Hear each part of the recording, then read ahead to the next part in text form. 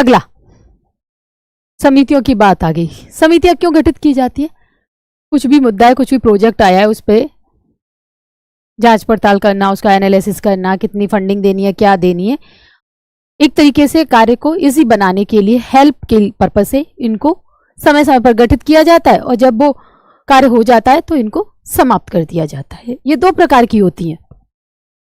Cabinet अपने विशाल कार्यभार में विभिन्न समितियों के माध्यम से करती है, इनको कैबिनेट कमेटियां कहा जाता है। समितियां मुख्य रूप से दो प्रकार की होती हैं। स्थायी कमेटी जो निरंतर कार्य करती है, एक तदर्थ एडोक जो किसी विशेष उद्देश्य के लिए अस्थायी रूप से बनाई जाती है और कार्य कंप्लीट होने के बाद उनको समाप्त कर दिया जाता है। आगे यहाँ पे प्रधानमंत्री, समय और परिस्थिति की आवश्यकता और समितियों का गठन। जैसे कि कैबिनेट समितियों की प्रमुख विशेषताएं, फीचर्स की बात करते हैं। यह समितियां उद्भव में अतिरिक्त संवैधानिक यानी कि एक्स्ट्रा कॉन्स्टिट्यूशनल है। सरल शब्दों में भारत के मूल संविधान में इनका कोई जिक्र नहीं है। यह कार्य संचालन नियमों से उपजी हैं। समझ रहे हो? संविधान में कोई किसी भी तरीके से जिक्र नहीं है। जैसे कहते हैं ना, कुछ चीजें प्रोसीजर है, पार्लियामेंट्री रूल में दिया गया है, उस तरीके से इनको आवश्यकता कि भाई किसी कार्य को इजी बनाना है, हेल्प करनी है, मैनेजमेंट थोड़ा चीजों को और एक्यूरेट और आउटपुट अच्छा आ पाए, तो समितियों की हेल्प ले लो। उनको एक पर्टिकुलर समिति गठित कर दो किसी विशेष प्रोजेक्ट के लिए कि भाई तुम इसको पूरा जांच पड़ताल करो, कितना फंडिंग, बजट, क्या आवश्यकता, क्या आउटकम, क्या हो चैलेंजेस, जो भी कुछ होना है सब कुछ देखो। ठीक है, तो यहाँ पे इनका कोई जिक्र नहीं है। एडहॉक की बात करें, तदर्थ समितियों की बात करें, विशेष समस्या तत्कालिक मुद्दों से निपटने के लिए समय समय पर बनाया और भंग किया जाता है।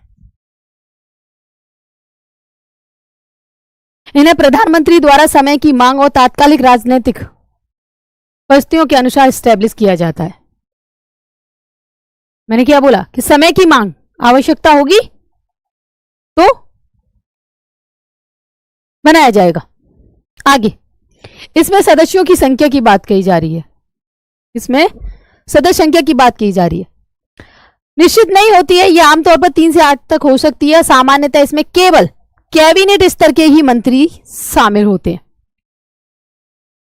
ठीक है, अगली बात बोली गई है कि इसमें केवल उसी विभाग के मंत्री नहीं होते जिससे संबंधित समिति है, बल्कि अन्य वरिष्ठ मंत्रियों को भी व्यापक दृष्टिकोण से इसमें शामिल किया जाता है। और इस समिति की अध्यक्षता अधिकांश से स्वयं प्रधानमंत्री करते हैं। कौन करते हैं? स्वयं प्रधानमंत्री करते हैं। हालांकि कई बार अन्य वरिष्ठ कैबिनेट मंत्री जैसे कि गृह मंत्री और वित्त मंत्री भी इसकी अध्यक्षता कर सकते हैं।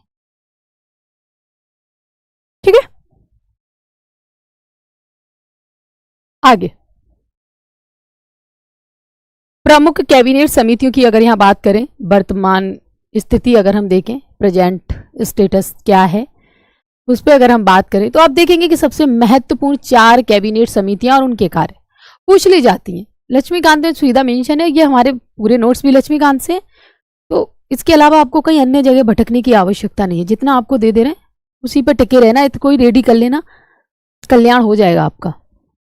डीडी बसु के नोट्स चाहिए तो कमेंट्स कीजिए और नंदिनी आईएएस को ज़्यादा से ज़्यादा शेयर करो अपने दोस्तों के साथ, क्योंकि हम सारी चीज़ें आपको फ्री ऑफ कॉस्ट प्रोवाइड कर रहे हैं। हम कोई चार्ज नहीं ले रहे हैं, हम पूरी लक्ष्मीकांत आपको करा रहे हैं, फ्री ऑफ कॉस्ट दे रहे हैं।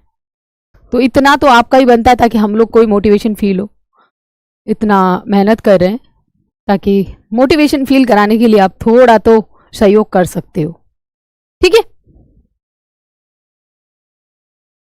आगे ये 4 समितियों के यहाँ पे नाम दिए गए हैं। क्यों दिए गए हैं, क्यों महत्वपूर्ण है, देखते हैं।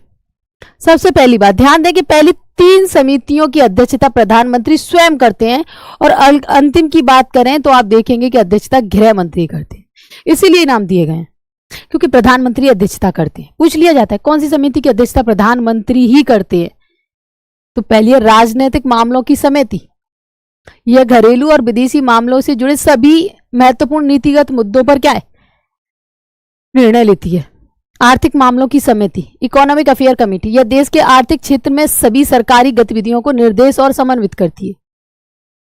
नियुक्त समिति, अपॉइंटमेंट कमेटी, केंद्रीय सचिवालय सार्वजनिक उपक्रम और बैंक और वित्तीय संस्थानों में होने वाले सभी उच्च स्तरीय नियुक्तियों का फैसला यही समिति करती है।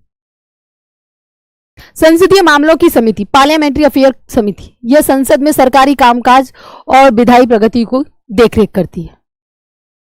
जो संसदीय मामलों की है उसकी अध्यक्षता गृह मंत्री करते हैं। बाकी अन्य जो है, जो 3 है, उनकी कौन करते हैं? प्रधानमंत्री। तो याद रखना है क्या? पॉलिटिकल अफेयर, इकोनॉमिक अफेयर और अपॉइंटमेंट्स कमेटी, ये 3 जो समिति हैं इसकी अध्यक्षता कौन करते हैं? प्रधानमंत्री। परीक्षा में पूछ लेते हैं, पॉलिटिकल अफेयर, इकोनॉमिक अफेयर्स और अपॉइंटमेंट समिति। ठीक है। कैबिनेट समितियों की सूची में ऐतिहासिक विकास की अगर यहां पे बात करते हैं तो आप देखेंगे 1994 के दौरान कुल 13 कैबिनेट समितियां कार्यरत थी, जिसमें प्राकृतिक आपदा, विदेशी निवेश, मूल्यों पर शामिल कुछ मुद्दों से संबंधित थी। आप देखेंगे 2013 के दौरान आप देखेंगे कि इनकी संख्या घटकर 10 रह गई है, जैसे कि WTO मामले और यहाँ पे UDI के पर समितियों की बात करते हैं, और वर्तमान स्थिति में इनकी संख्या घटकर 8 रह गई है। और कौन सी है? राजनीतिक मामलों की कमेटी, आर्थिक मामलों की कमेटी, कैबिनेट की नियुक्ति, तो ये 3 तो हो गई। कौन डील कर रहे हैं इनकी अध्यक्षता? PM।